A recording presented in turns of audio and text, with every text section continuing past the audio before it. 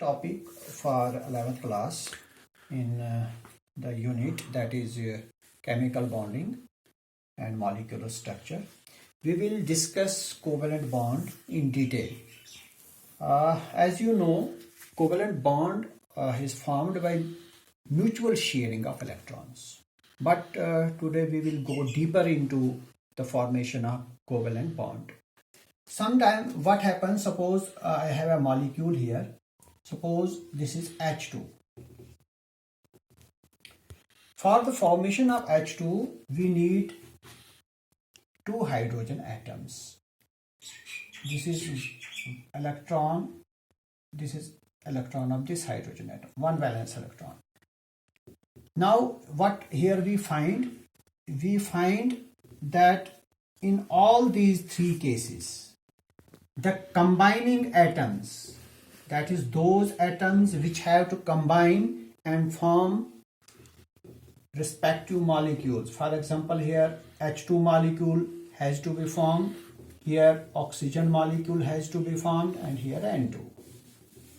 Now what we find in the formation of these molecules, that the combining atoms are same. So when the combining atoms are same, what happens to this the electrons? What happens to the electrons taking part in chemical reaction? They occupy a position right in the center. For example, in case of hydrogen, these two electrons, they will occupy the central position that will be equidistant from both hydrogen atoms. One. Then in case of oxygen, as you know, double covalent bond is formed, and these two pairs of electrons, bonded pairs of electrons of oxygen, they again occupy the central position. They are right at the center and are equidistant from both oxygen atoms. Similarly, in nitrogen, a triple covalent bond is formed. That is, there are three bonding pairs, and all the three bonding pairs between these two N atoms, they again occupy the central position. So what happens in these molecules? That electrons are contributed and then shared equally. They are contributed by both atoms and then shared between both atoms, between the combining atoms. In these molecules, for example, in hydrogen molecule, in oxygen molecule, in nitrogen molecule, what happens in the formation of these molecules? That the bond, whether it is single covalent bond, double covalent bond, or triple covalent bond, the electrons that take part in these bonding, they occupy the central position, and hence these molecules are known as non-polar molecules. They are non-polar. Non-polar means they have neither positive pole nor negative poles. But sometimes what happens? This covalent bond that is formed between atoms, but this time we will take those atoms which are not same. For example, I take an example of formation of hydrogen chloride. Now let us see the formation of HCl. This is hydrogen and this is chlorine atom. It has this valence electron, and it has how many? 7, because its electronic configuration is 287 is its valence this electronic configuration, and it has 7 number of valence electron. The electronic configuration of hydrogen is 1, and it has 1 valence electron. Now see what happens. Here in the formation of HCl, H and Cl, there will be mutual sharing of a pair of electron between hydrogen and chlorine. Thus, as a result, what happens? Both these atoms become stable. Now see here, 2 plus 2 4, 4 plus 2 6, and these two electrons, that is 8, it becomes stable. As far your hydrogen is concerned, your hydrogen again becomes stable by these two electrons, acquiring the stable electronic configuration of helium, that is the nearest noble gas. Now both have become stable, but there is a difference. What is the difference? Difference is between the electronegativity of these atoms, because this time this bonding pair, this is not exactly at the center. Why? Because this time we have dissimilar atoms. This bonded pair will be slightly towards the chlorine. Now why slightly towards the chlorine? Why not towards the hydrogen? This depends upon the electronegativity of the atom. Why? Now the electronegativity of chlorine, that is higher, that is greater than the electronegativity of hydrogen. For example, here in this case, the electronegativity of chlorine is 3. But as far as the electronegativity of hydrogen is concerned, it is 2.1. So the electronegativity of chlorine is what? Is greater than that of your hydrogen. So as a result, what happens? The element, the atom with higher electronegativity, that acquires a negative charge, shown by delta negative, and the other with the lower that electronegativity, that acquires a positive charge. As a result, however these charges, they are equal charges. This is positive charge, this is negative charge. They are equal charges. Equal charges, why? Because they have to be electrically neutral. They should be electrically neutral. So what happens as a result? As a result, this molecule is formed having these charges, and such molecules are known as polar molecule. This is HCl is a polar molecule. Similarly, I have HF. As you know, the electronegativity of hydrogen is 2.1, and as far as your fluorine is concerned, this electronegativity is greater than even chlorine, that is 4. So in this case, again the same thing will happen, that this pair of electron, the bonding pair of electron, that will be slightly towards the more electronegative element, thereby creating a negative charge on fluorine and positive charge on this hydrogen. So as a result, your hydrogen fluoride molecule is formed. This molecule is again polar in nature. These are polar molecules, while as your H2, your O2, your N2, they were non-polar molecules. I can take another example for polar molecule, that is HBr, hydrogen bromide. Again, what happens here? This is hydrogen, this is bromine. The electronegativity of hydrogen is 2.1, but as far as the electronegativity of this bromine is concerned, it is 2.8, again greater than hydrogen. So what will happen here again? This bonded pair, this bond, that these electrons taking part in bonding, these will be slightly pitched towards bromine, forming again a positive charge and here a negative charge. So your HBr is again a molecule to which we can call that it is polar. It is a polar molecule having two poles, positive pole and negative pole.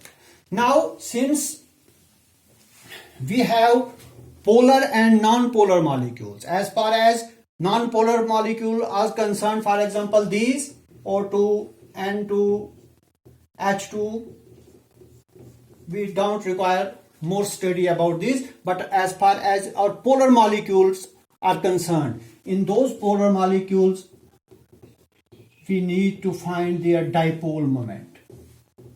Now, what is dipole moment?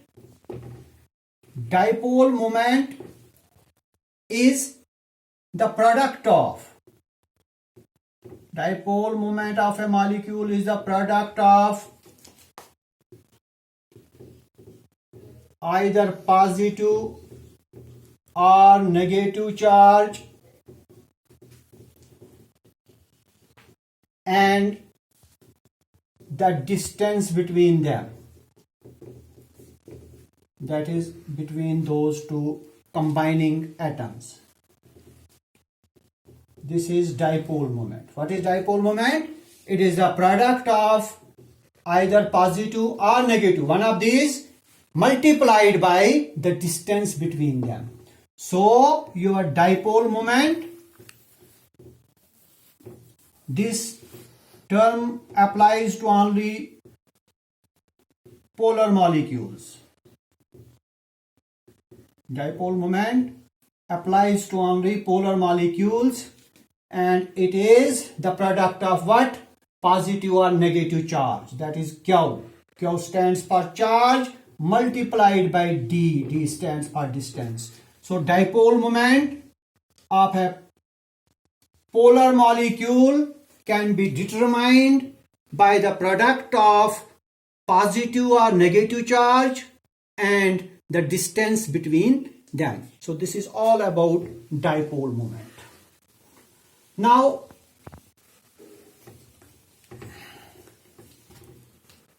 we have another covalent bond, that is coordinate bond.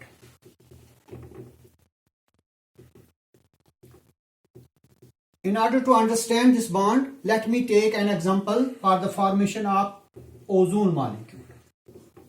Now let us see how ozone molecule is formed. Ozone molecule is formed. This is O2 molecule and this is another oxygen atom.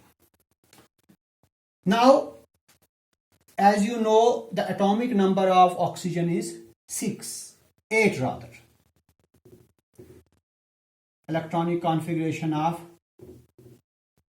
2, 6. Now, these two oxygen atoms in oxygen molecule, they are linked to each other by a double covalent bond.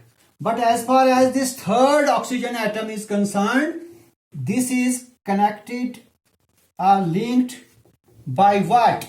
By a covalent bond. But in this covalent bond, both the bonding electrons, they are being contributed by only one oxygen atom, that is by this oxygen. That is one of these two oxygen atoms that contributes the electrons for the formation of another covalent bond that binds this O2 molecule with the third oxygen atom. So this bond which has been in which the electrons are contributed by only one.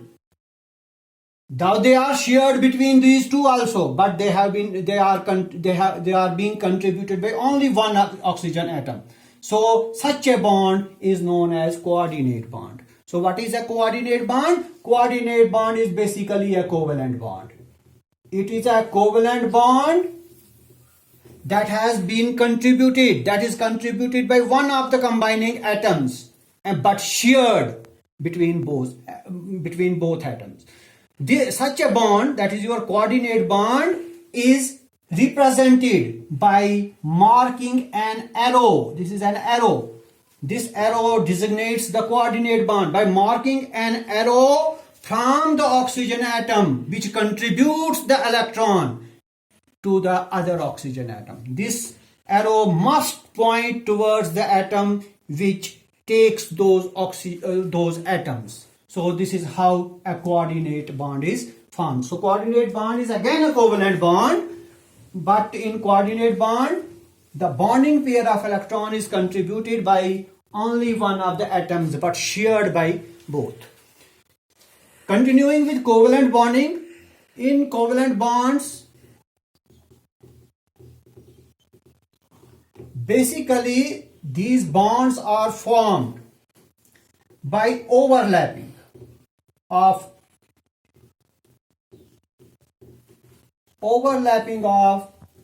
half-filled atomic orbitals. That is, when a covalent bond is formed, This bond is basically formed by the overlapping, by intermixing of these orbitals, half-filled orbitals. One atomic half-filled orbital of one atom and another atomic orbital of half-filled atomic orbital of another atom. They overlap with each other, forming a bond. Now, depending upon the type of overlapping, your covalent bonds can be classified into sigma and pi bonds. Sigma and pi bonds.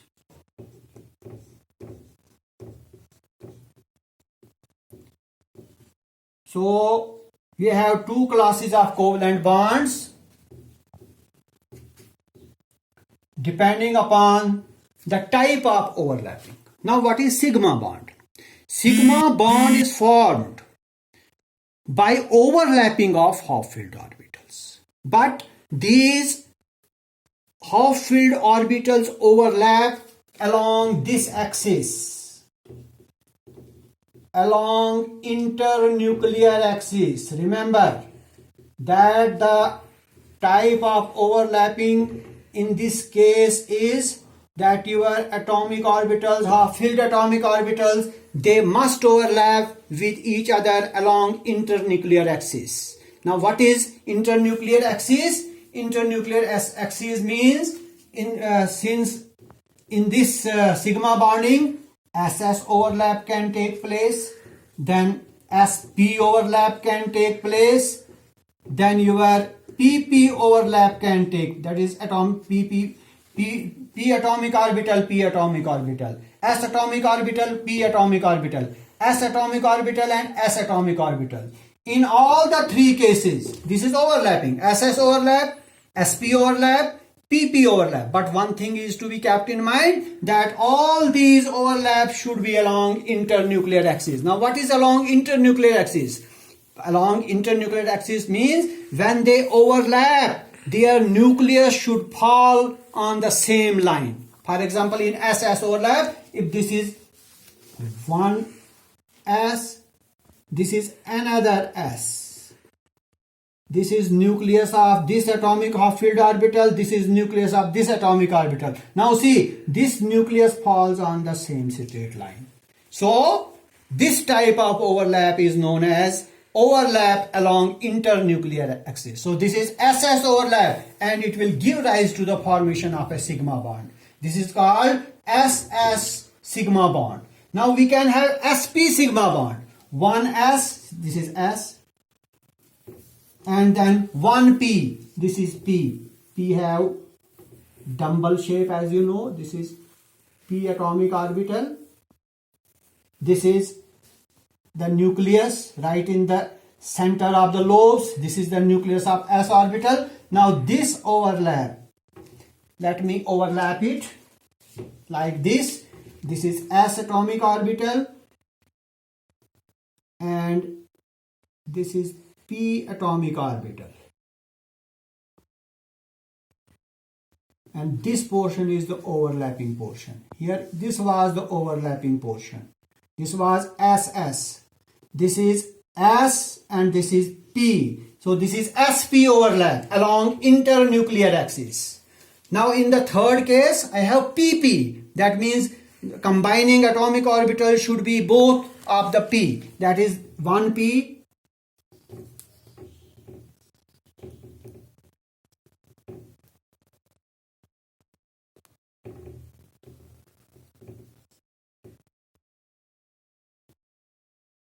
This is the overlapping portion. This is P and this is P. So what we find in all the three cases, there is overlapping of half-filled atomic orbitals along internuclear axis. That is SS overlapping, SP overlapping and PP overlapping. In all these three cases, the covalent bond that is formed between these half-filled orbitals is sigma covalent bond. But sometimes this overlapping cannot be along internuclear axis. This can be sidewise overlapping. Now, sidewise overlapping is not possible in SS because S orbitals are spherical shaped. Similarly, here also this that is over sidewise overlapping is not possible. But in pp or atomic orbitals, sidewise overlapping is possible, and in that case the bond formed is pi bond. So what is a pi bond? Pi bond is again a covalent bond which is formed by sidewise overlapping, not overlapping along internuclear axis like this. If this is p half filled atomic orbital, this is another p atomic orbital, half filled atomic orbital. This is their overlapping. Sidewise, that is overlapping in the lobes. These are lobes of this p atomic orbital. So in pi covalent bond, only pp overlap, and that too sidewise overlapping is possible. So this is all about pi bond. So we have two types of bond, covalent bond, sigma and pi. In sigma bond, there is sidewise overlapping. There is overlapping along internuclear axis rather. That can be SS, SP and PP. But as far as our this bond is concerned, pi bond, in this there is overlapping of half filled orbitals only sidewise. And that is all for today. Yeah,